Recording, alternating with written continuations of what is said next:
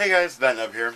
Today we're going to be making fire starting kits. I don't know about the rest of y'all, but I was never a Boy Scout. I'm sure there's thousands of people out there who never were a Boy Scout, were never taught how to make fire using a magnifying glass in the sun, or rubbing two sticks together, or how to start fires with damp materials. And so I think this is going to be a pretty good trade commodity if, world ends, Japan, whatever. Right now I'm making a few of them for our go bags, for the family, and for the bug out bags and that kind of stuff.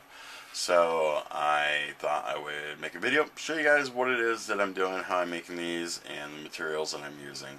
Now, one of the materials that I'm using, and this is going to be shocking to some of you, but I was at a garage sale recently, and I saw this huge box full of these medicine jars, I guess. And it had the word free on it, and I took the whole box, and I figured I would have a use for it. This is kind of what I had in mind, so that's what I'm going to use it for right now. One of the things I like about these ones is that you can flip the lid and put it on either way. So what you can do is you can take this one that has a lid and this one that doesn't, and twist that onto there, and now I can have two with just one lid. So yeah, you can see that. So, let's see here. Let's go ahead and show you all what we're going to be making in our kits. Now I'm using, this is about the regular pill size container. This has got like maybe the size of an old film canister. So you can see the different size that we're using here. First thing that I'm going to put into mine is some wood. This was all just spare little slices of wood that I had at at our wood pile outside, and you basically just take bigger pieces of wood, put them into manageable little pieces. This is all dry, so it's going to be able to burn pretty easy and quick. And since these are I'm gonna say they're waterproof, I haven't really tested that or not. But we're going to take some of this and just stick it into our jar. That way we have a little bit of dry, what do they call it, kindling, for when we want to make a fire later. I'm going to fill it about halfway full with just that. So like there.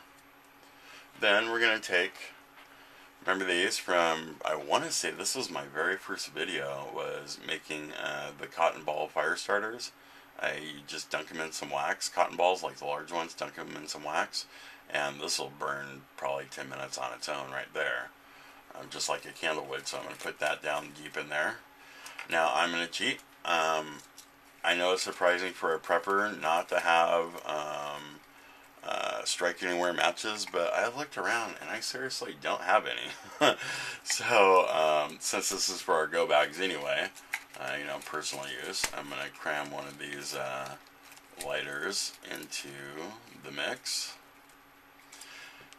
We're going to throw a little bit of ripped up paper in there.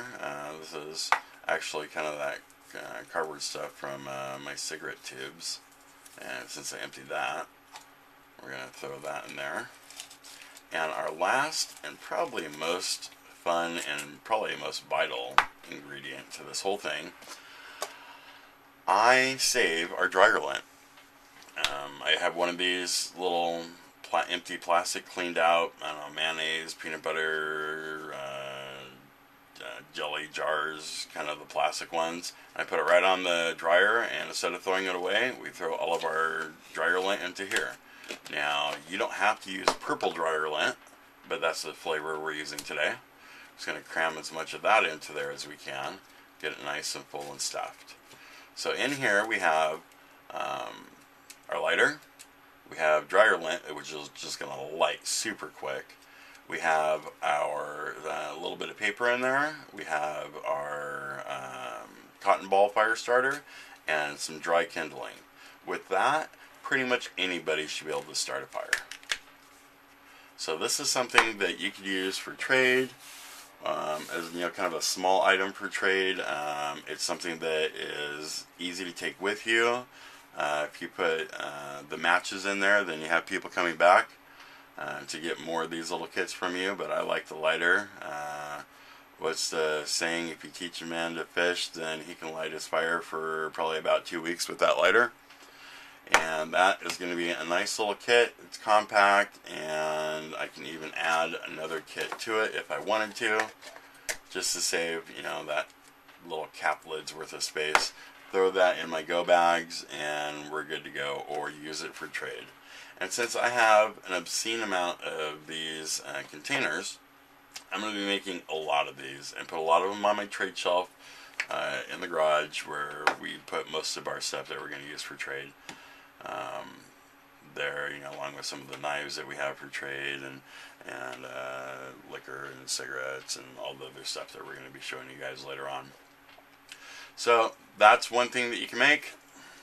Give it a try, see how you like it, see how you can improve it. Give me any of your ideas.